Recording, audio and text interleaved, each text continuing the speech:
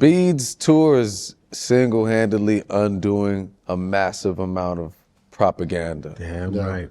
You know, in the minds of so many, not just the youth either, like just in the minds of so many American people. Yeah. I see elder black people, I see younger, I see white kids saying similar things that, oh, I didn't know everyone wasn't in loincloths running from baboons, you know, which sounds ridiculous, but also, man, Americans are not educated. At all. They are able to keep this massive finesse going because Americans are not educated. Americans not only don't have education, they have constant propaganda that is anti-intellectual, force-fed to them. What do you mean by that? I mean that so many facets of American culture, conservatives, MAGA, they laugh at facts. They make alternative facts. They laugh at science. They deny science. We had a goddamn global pandemic, and the distrust of government in conjunction with distrust of academia, in conjunction with distrust of science, made it so is fighting tooth and nail. Yeah. You know what I'm saying? To not get a vaccine for a global pandemic. You got Herman Cain, you know what I mean? Herman Cain like, yo, man, COVID ain't real. He go to the goddamn thing, dapped his up, you know. Done. Final dap.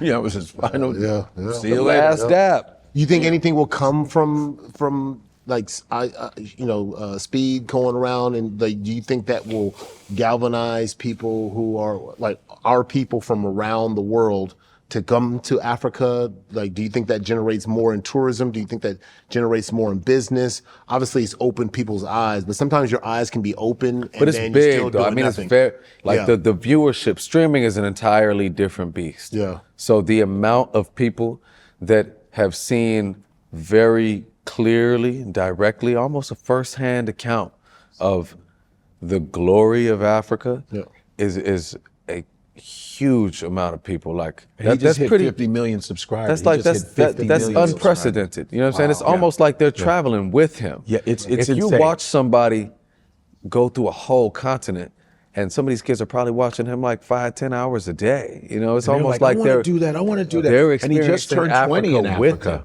And he went 21. He just turned 21 in Africa. And what's cool is when he was in Egypt, it was really funny because he was like, because he's so curious. You know, he'd be like this, yo, how come they all got all the noses are shot off? What's up with that? How come their noses are shot off? Oh yeah, he asking all the questions. And she literally lied. She lying. It's the corrosion. He goes, just the nose though?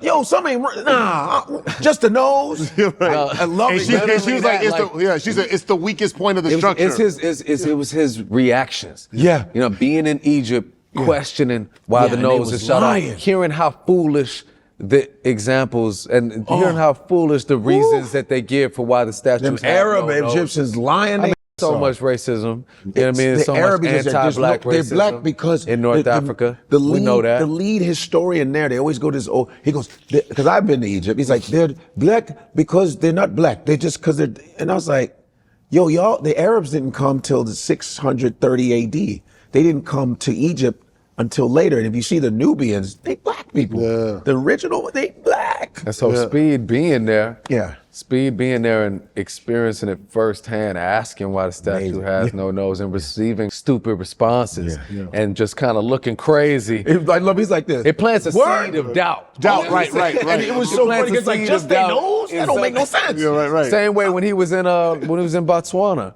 And you know, he's in Botswana, which is the world's #1 diamond producer, and being told by the people of Botswana that he can't purchase the diamonds because their contract only allows them to sell it to De Beers. He's like, so what you mean I'm in the #1 diamond producer and I can't buy no diamond? Oh, that's weird. You know what I'm saying? Remember the dude that showed him the diamond? He's like, yo, this is a diamond? It's like literally eroding the colonial myth because that's how they keep the thing going is by like these contracts and these false histories. Because now it's going to create people to start looking at, well, why can't you buy diamonds? And so once you start, because I started why is the nose gone? Yeah, you can put me up on so buying much that game, answer. and like just like listening to and learning from Godfrey. Like I'm starting looking, I'm going, wait, you mean to tell me and like to start having this? I'm sitting here, a grown man, I'm twice his age, and I'm going, wait, you can't like, why are we just now finding out you can't buy diamonds from the actual source in the actual place? Oh, man. To your point, not educated. You know what I mean? We're not educated here in America. So we wanted to honor you, man. We had our Chef Timmy. Let's go, Chef Some Timmy. Ghanaian food here. So we wanted to make sure we did it right. All right. He's like, I got time. Yeah. All right. Oh, okay. All right. Okay. Some red rice and peas. Okay. The sauteed onions and bell pepper sauce. Wow. Fried fish, plantains, and the shito for that kid. Oh, you got the shit though. Let's Oh, you know about that? yeah, man. Okay. All right. Ooh. You can find me on IG. Don't be nervous. Okay. Instagram. It's Mayowa Kitchen LA. And then I also Mayowa? Mayowa Kitchen, LA. Mayowa Kitchen, LA. The food is so good, man. Wow, the food this is so good. have my restaurant downtown LA. Downtown You gotta be LA. specific. People are dumb. Where? Where? Right. Downtown in Iowa? Yes, sir. Stupid. Glad you like it. I'll let you guys enjoy. Oh man. Hold on. What kind of fish is this? Grilled mackerels.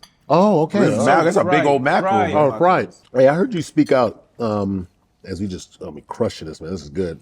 Yeah. I heard you speak out about Donald Trump bombing Nigeria. Your thoughts on Donald Trump bombing Nigeria? Yeah, Trump's not going to bomb Nigeria to help them. Word. You know what I'm saying? Like, it's interesting though, because you see, oftentimes people get clouded and blinded by their pain. Yeah. You know, there's a lot of infighting in Nigeria.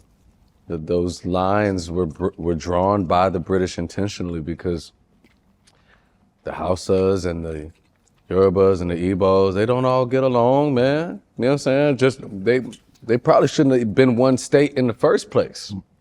They probably shouldn't have all been in one nation in the first place. Like a lot of the borders in Africa were drawn to keep those new nations in a state of perpetual conflict.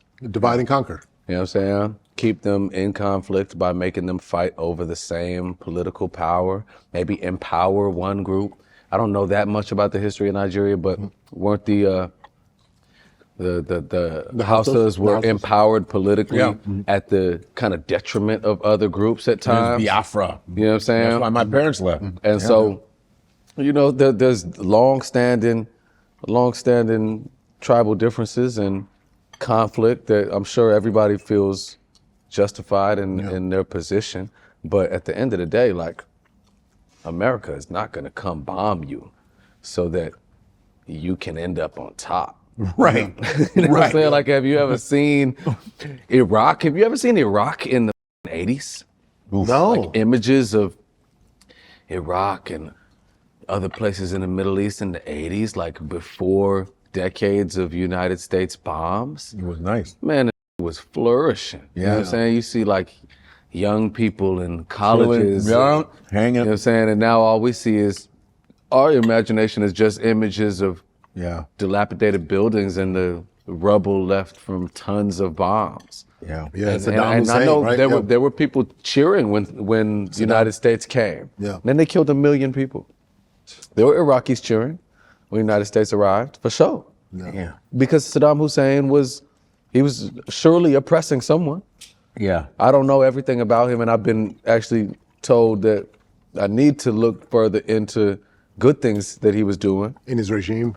You know what I'm saying? But, I mean, he was an enemy of America, so he probably couldn't have been that bad.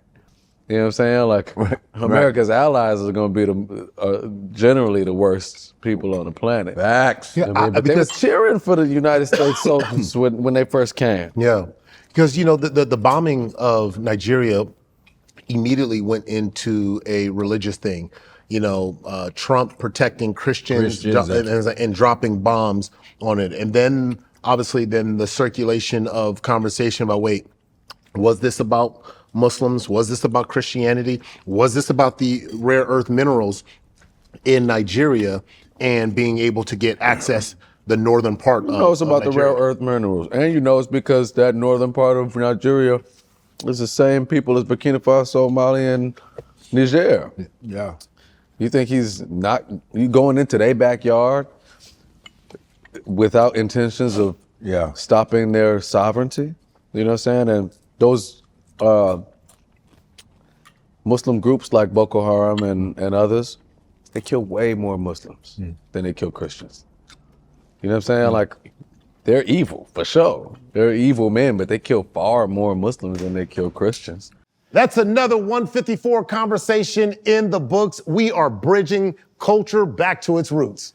From Africa to the world, we're telling stories our way. So make sure you hit like, subscribe, and share your voice in the comments. This is 154.